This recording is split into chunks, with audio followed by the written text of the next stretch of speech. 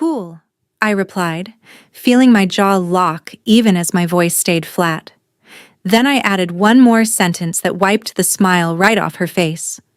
Well, everything will be canceled then.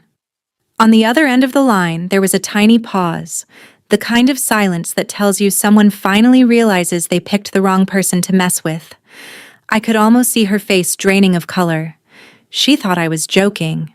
She always thinks I'm bluffing. That's the problem with being the good daughter for too long. People forget how dangerous you can become once you stop trying to be chosen. My name is Olivia. I'm 28, and for as long as I can remember, Christmas has been my job.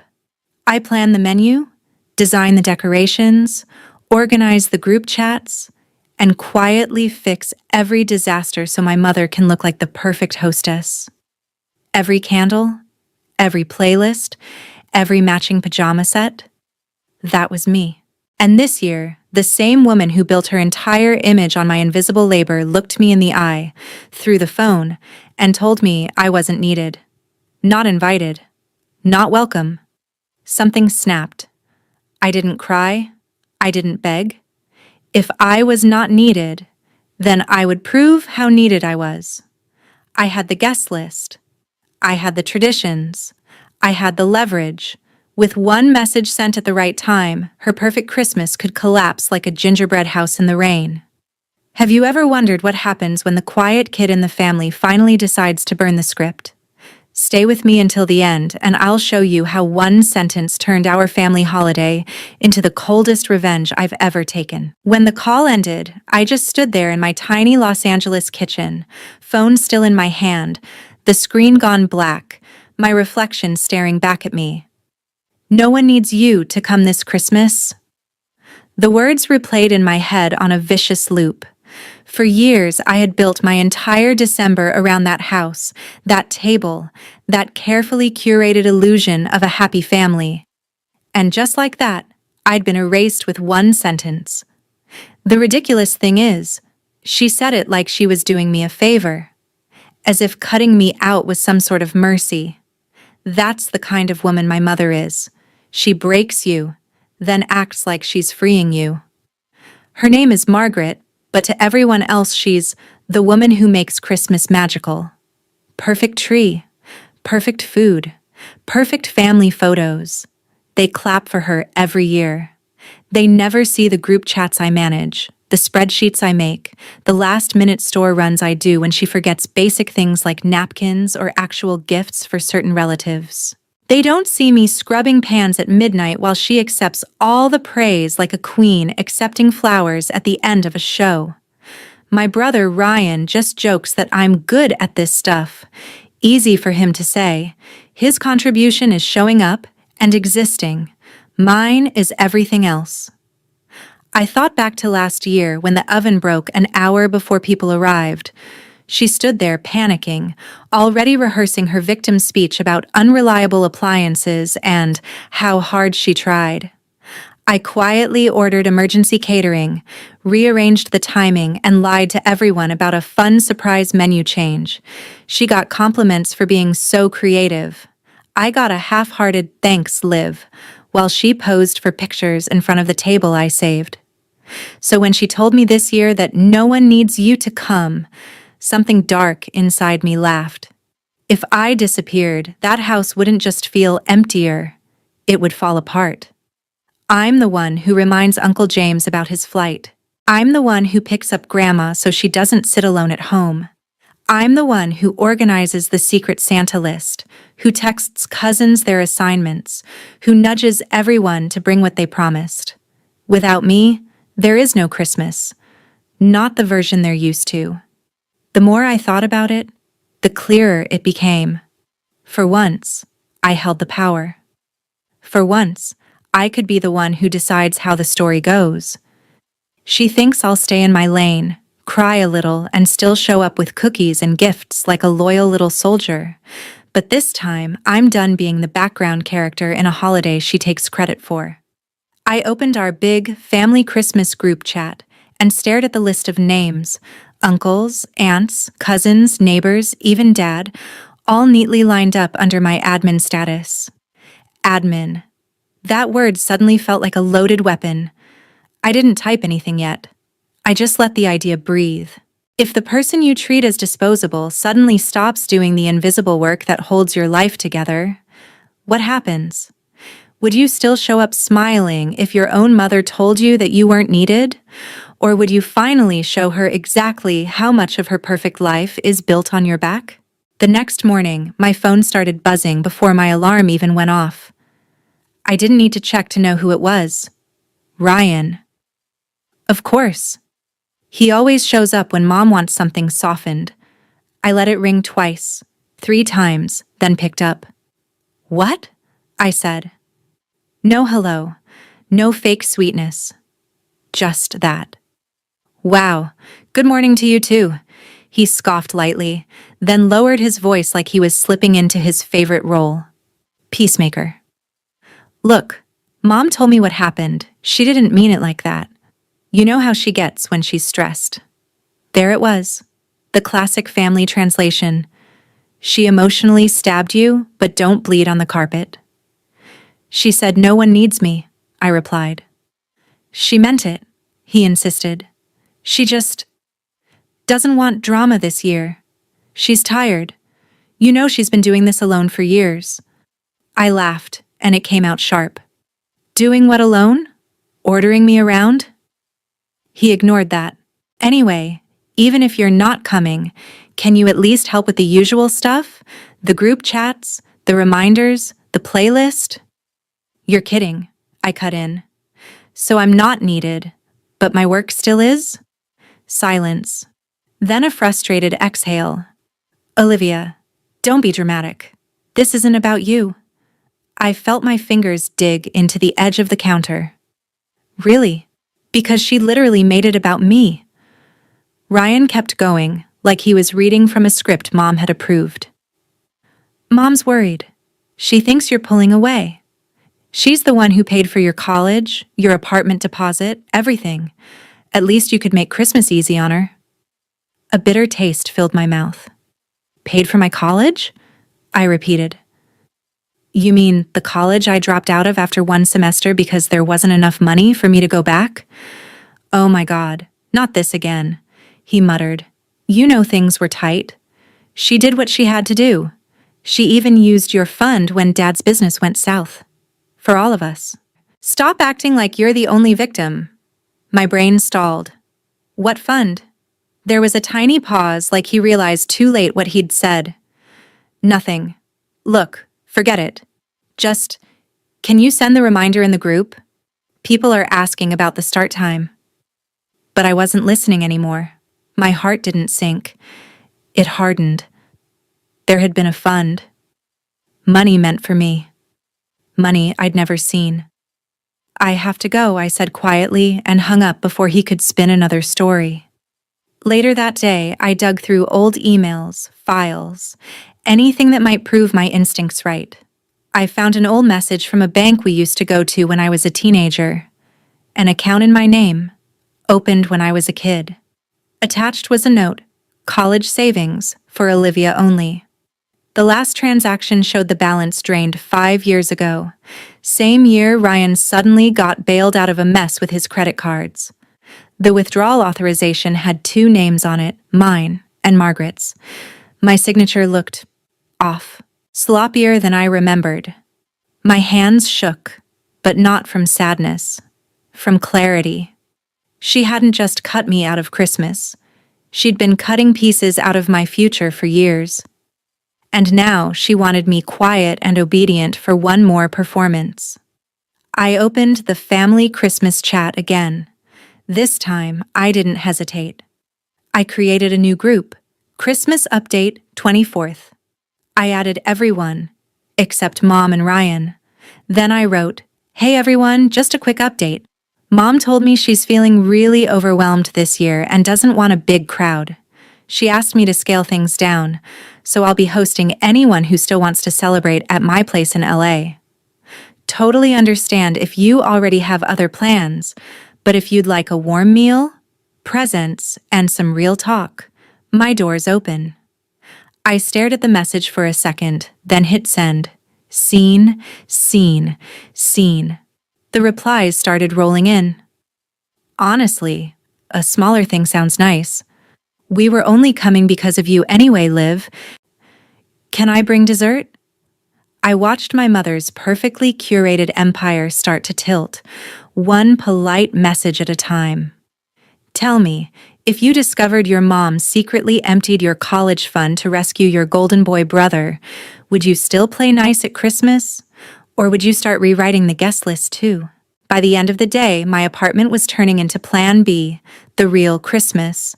People kept texting, asking what they could bring, what time they should come, whether kids were welcome. Every ping on my phone felt like another nail in the coffin of my mother's perfect image. I didn't tell them about the fund. Not yet.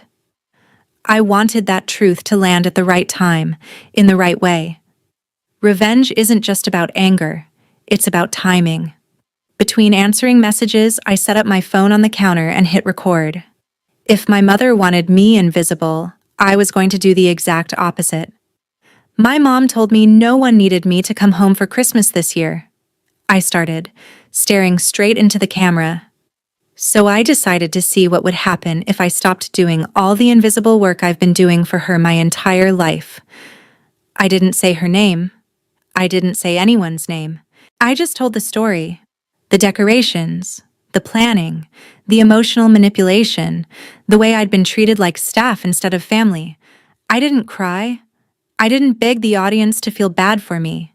I just laid out facts, one by one, like evidence. At the end, I smiled, a small, cold smile I barely recognized. If you've ever been the forgotten one in your own family, I said, this Christmas is for us. I saved the video, scheduled it to go live on the evening of the 24th, and set my phone down. Let the internet watch what happens when you push the quiet kid too far. Then I got to work.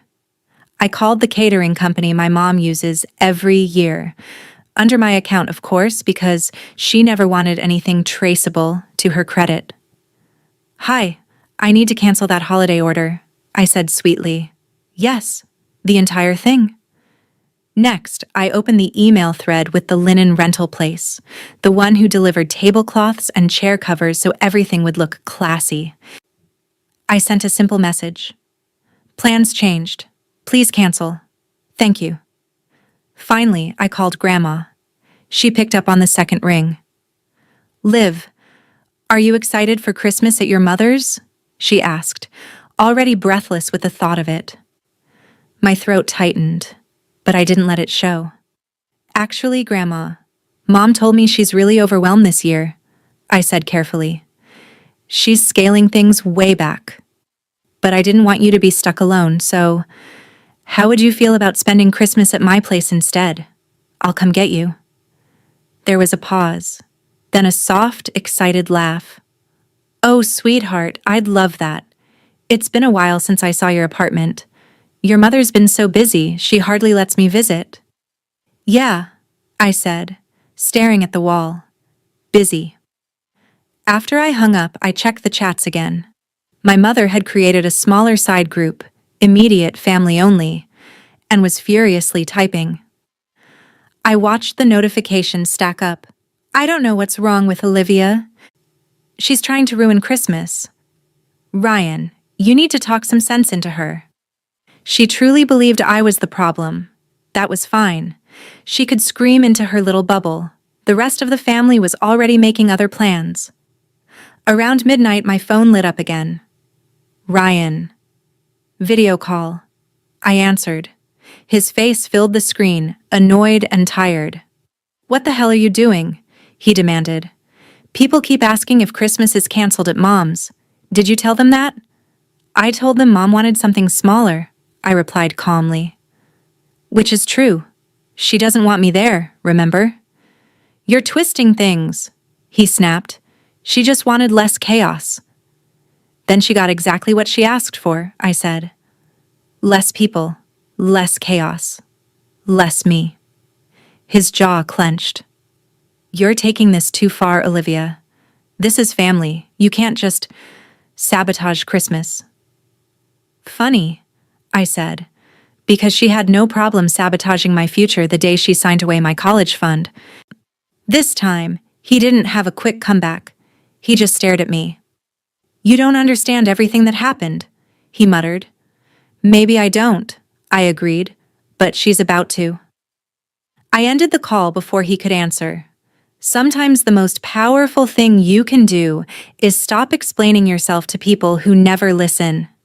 If your whole family was built on a lie you didn't consent to, how far would you go to finally make everyone see the truth? 2 days before Christmas, the mask finally slipped. My phone rang again, and this time it was my mother. Not texting, not hiding behind Ryan. A full, old-fashioned call. I let it ring long enough to make a point, then answered. Yes, I said. No, hi, Mom. No forced cheer, just that.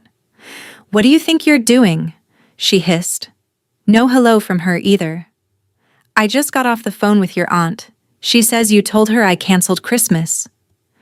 I told her you didn't want a big crowd, I corrected. Which is what you told me when you said no one needs me to come. Don't twist my words, she snapped. You know I was talking about your attitude, not your presence. I actually laughed. So my attitude isn't needed, but my labor is? Oh, for God's sake, Olivia, she said, voice sharpening. This martyr thing is getting old.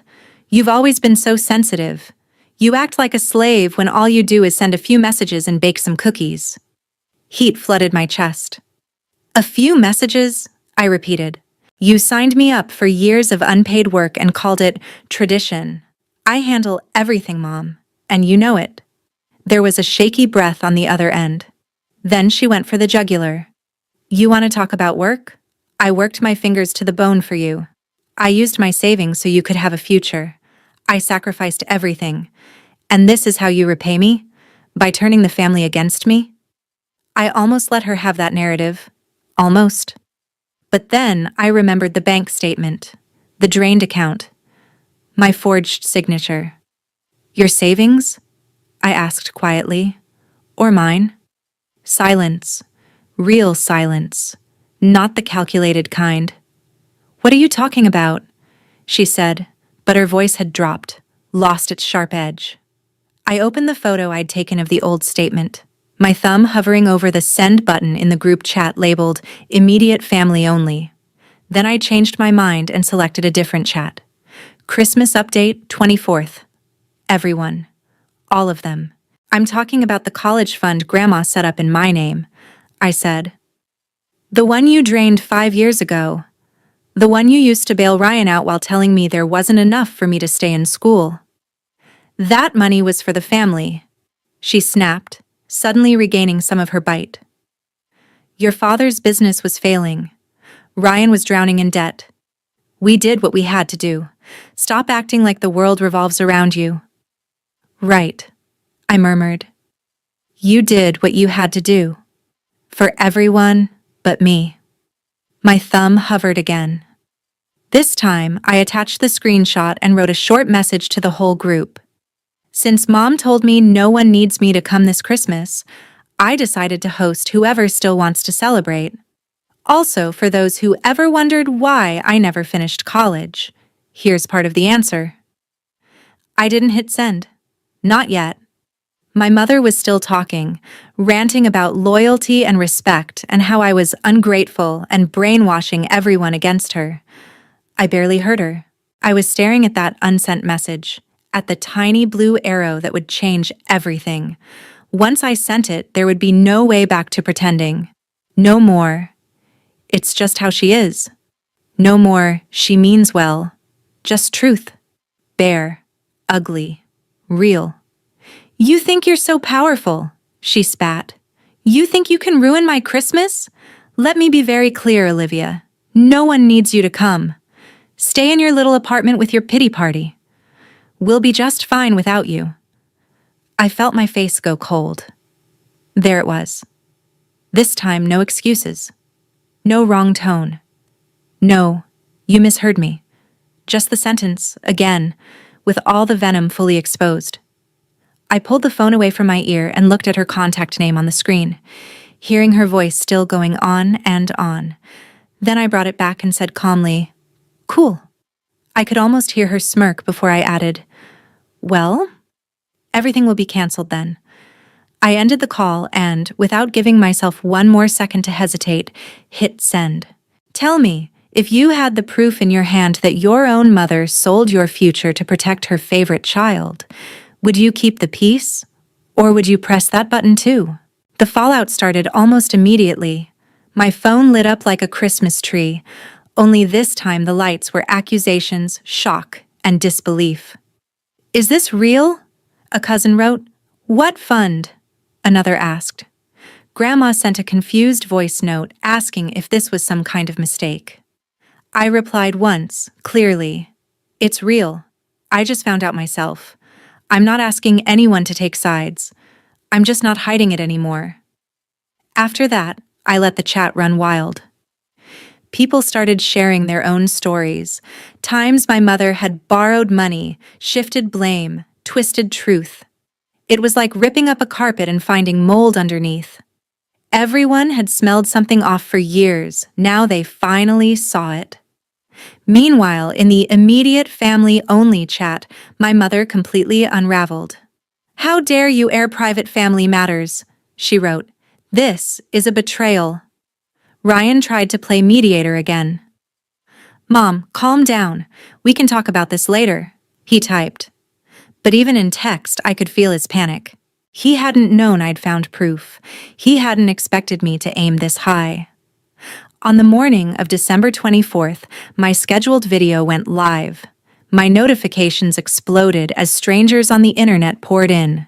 Comments, likes, shares, people telling me their own stories, their own toxic holiday traditions, their own mothers who treated them like props. I read enough to realize something important. I wasn't alone. And my family wasn't unique. It was just finally being dragged into the light. By late afternoon, my apartment smelled like cinnamon and roasted garlic. I moved between the stove and the door, letting in guests as they arrived. Cousins with casseroles, an uncle with bottles of wine, neighbors who'd seen my video and knocked just to drop off a dessert and a hug. Grandma arrived with me, clinging to my arm, teary-eyed but smiling. "You did all this yourself?" she whispered as she looked around. "All these years and you never got credit. I'm sorry I didn't see it sooner." I swallowed the lump in my throat and squeezed her hand. "You see it now. That's enough." Around 7 in the evening, my dad called. I almost didn't answer, but something in me needed to hear his voice. "Liv," he said, sounding older than I remembered. "What's going on?" "You saw the screenshot," I replied. "You tell me." He sighed. "Things were complicated back then. I was drowning in debt. Your mother made choices. With my money," I said. "With my future. Without my consent." There was a pause, then a quiet admission. "Yes." I waited for an apology. It never came. Instead, he said, "Your mother is devastated. Half the family isn't coming. Your brother just left the house furious. Is this what you wanted?" I looked around my crowded apartment. People laughing, clinking glasses, kids playing with wrapping paper on the floor. It felt messy and loud and real. "I wanted the truth," I said. "Whatever comes with it is just consequence." "You've humiliated her," he said. "She's sitting at a table set for 20 and there are 4 of us here." For a second, a tiny flicker of guilt tried to claw its way in. Then I remembered myself at 18, crying quietly in my room because I couldn't go back to school, being told, "There's nothing we can do," while my brother mysteriously got bailed out of his 3rd financial disaster. I remembered her saying I was too sensitive whenever she hurt me. I remembered her voice saying, "No one needs you to come this Christmas." "Then she finally knows how it feels," I replied. Every year, I sat at that table and felt like a placeholder. She chose this. I just stopped covering it up. He didn't respond. The silence told me he knew I was right, even if he'd never say it out loud. "Merry Christmas, Dad," I said and hung up. A few hours later, there was a knock at my door. Loud, frantic, desperate. For a second, my stomach dropped. But when I opened it, it wasn't my mother. It was Ryan, standing there with no coat, cheeks flushed from the cold, holding a half-wrapped gift in his hands. Behind him, the hallway was empty. "Can I come in?" he asked. His voice didn't have its usual confidence. "Depends," I said. "Are you here to drag me back to Mom's table or to actually listen for once?" He exhaled, shoulders slumping. "I left," he admitted. "She spent the whole dinner yelling about you, about how you ruined everything. She didn't apologize, not once. I kept waiting. She just kept saying how embarrassed she was." "Embarrassed," I repeated. "Not sorry." He nodded miserably. "There's a difference," I said. He looked at me then, really looked, like he was seeing me clearly for the first time. I didn't know about the account," he said quietly. "I mean, I knew Mom found money when I was in trouble, but I don't know what I thought. That she had savings, that Dad helped. I didn't realize she took it from you." "You never asked," I replied. "You never wanted to know where your safety net came from." He flinched. "You're right," he said. "I didn't. That's on me." The living room behind me erupted in laughter at some joke. The contrast between my warm apartment and the cold, lonely picture he'd just painted of my mother's house was almost cinematic. "So why are you here?" I asked. "Because," he said, voice rough, "I don't want to spend Christmas pretending anymore." I stepped aside. "Then come in," I told him. "But understand this.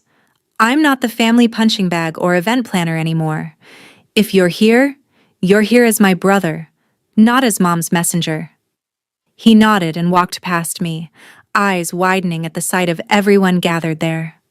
For the first time, he saw what I could build without her. What I could be without begging for her approval.